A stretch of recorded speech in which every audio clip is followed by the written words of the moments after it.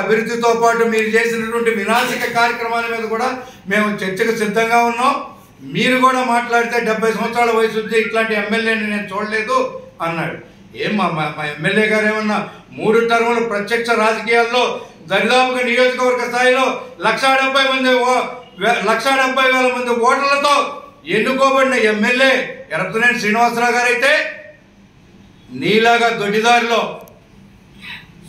నీకు తొత్తులకి నీ అడుగులకు మడుగులెత్తే తొత్తులకి నీకు అమ్ముడుపోయిన నాయకులు అధికారుల అండదండలతో నువ్వు ఒక మున్సిపాలిటీలో ఒక కౌన్సిలర్గా మాత్రమే ఎన్నికై నీ పార్టీ నాయకుల అండదండలతో నువ్వు ఇవాళ మున్సిపల్ చైర్గా ఉండి నీ వయసుకు నువ్వు గౌరవించుకుంటూ నీ 70 సంవత్సరాల వయసులో ప్రత్యక్ష రాజకీయాల్లో 1,75,000 మంది నియోజకవర్గ ప్రజల చేత 3 సార్లు ఎన్నుకోబడి 4వసారి ఎన్నుకోబడుతున్నటువంటి ఎరపతినేని శ్రీనివాసరావు గారిని రాజకీయంగా ఇట్లాంటి రాజకీయ నాయకుడిని చూడలేదు అని విమర్శించే స్థాయి నీదా?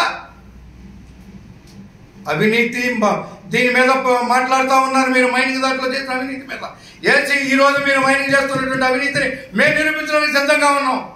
ఈరోజు ట్రక్ ఒక్కింటికి 400 రూపాయలు మీరు తీసుకుంటా ఉన్నారు.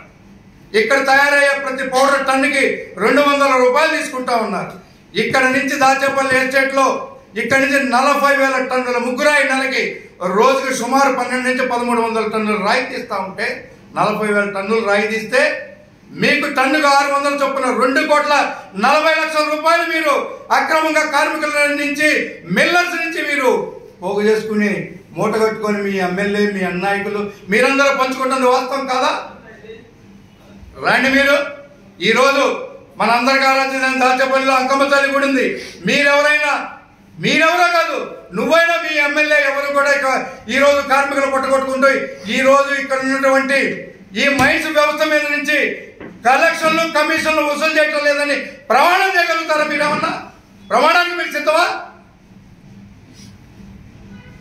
ఈ రకమైనటువంటి దౌర్జన్యాలు చేసుకుంటూ 11 మంది నాయకుల్ని మా నాయకుల్ని పొట్టలు పెట్టి మీ నాయకుడు ఒక ఆయన చెప్తా ఉన్నాడు, మాదంతా స్వర్ణయుగం 99 నుంచి 2004 దాకా ఎవరి మీద దాడులు జరగలేదు, మేము మీ హయాంలో బీసీల మీద వాటి మీద దాడులు జరిగినాయని చెప్పేసి మాటలు చెప్పారు.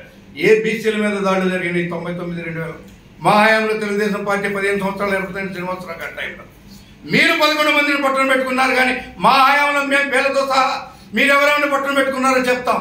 మీరు మైనింగ్ కార్మికుల్ని ఓనర్లు చేశారంటున్నారు. మైనింగ్ డబ్బులు అడిగినందుకు పొట్టగోసి పేగులు బయట తీసుకుని చంపింది వడ్డల కార్మికులను చంపిన చరిత్ర మీది.